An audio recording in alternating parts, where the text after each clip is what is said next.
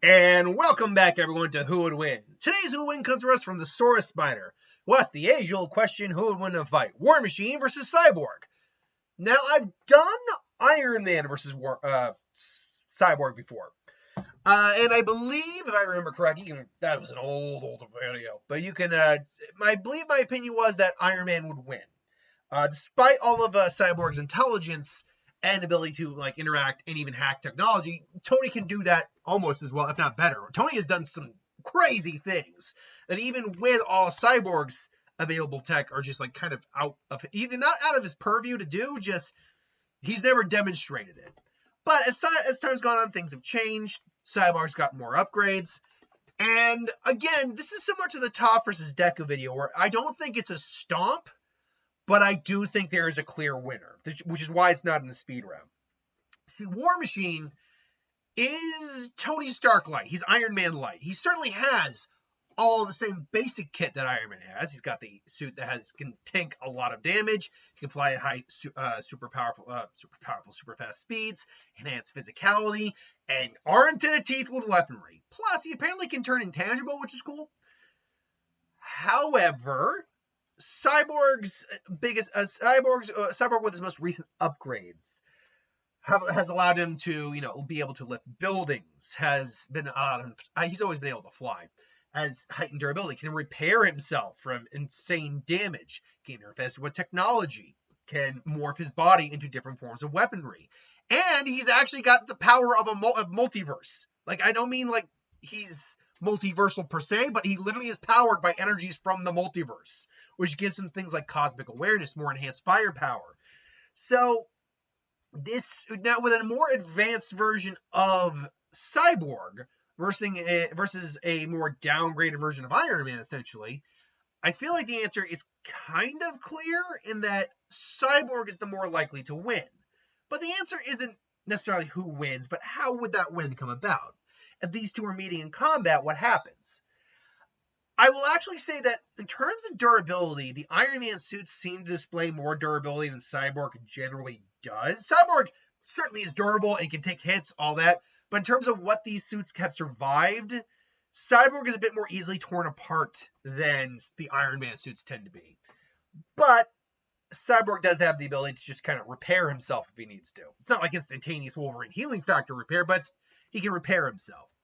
I would say War Machine probably has the better durability than Cyborg does, but it's probably not by much, and Cyborg can arguably enhance himself with multiversal power. He's also got the ability to use boom tubes, so he can literally just kind of transport his opponent somewhere if he really needs to.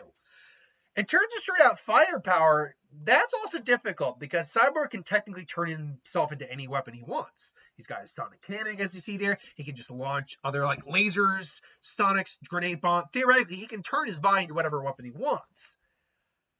But if we're going by what the standard arsenal they usually have on call is, usually it's just a sonic cannon and maybe something else. Rhody's usually armed kind of to the teeth, hence called being the War Machine. You got the GAT, you got the rocket launcher, the repulsor beams, and plus the one on his chest, and other weapons as well. But the catch-22 to that is, I actually don't think a lot of that it would be damaging Cyborg, ironically enough. While I did say Rhody is arguably the more durable, his suit is more durable, arguably, his weaponry surprisingly wouldn't be doing much to Cyborg, I think. The GAT would be annoying. Anything above the GAT would be damaging. The repulsor blast could certainly do something. It's just that Rhody doesn't actually have a real finishing move to finish off Cyborg here, I don't think. Whereas Cyborg, if he hit the sonic cannon alone, could be seriously disrupting if it hits Rhody and messes with his suit. So even though Rhodey's technically more durable, the weaponry that Cyborg has on call theoretically could be more dangerous. Not to mention, it's not just the sonic cannon. He could convert it to heat, lasers, whatever. Then you have Rhodey's X Factor being able to turn intangible, something that Rhodey's Stone Vic is not really going to be able to do much against. But conversely, he can't really do much against Vic while he's intangible. So it's just a good kind of scapegoat for being able to avoid attacks.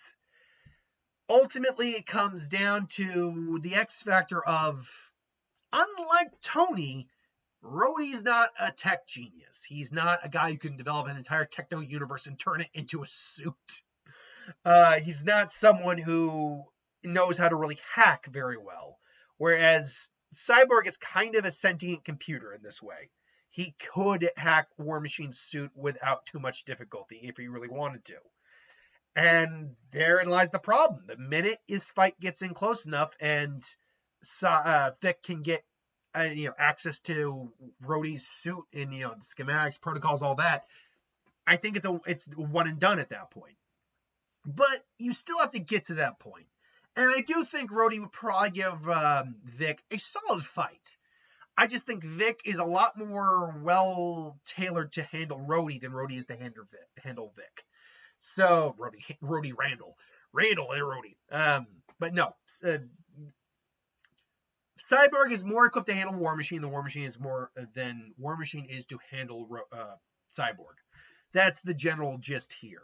So while I don't think it's a stomp, I do think it is a pretty solid win in Cyborg's favor, I think. This is just my opinion, though. Let me know in the comments below what you think. Thanks for watching. Hope you enjoyed, and I'll see you next time.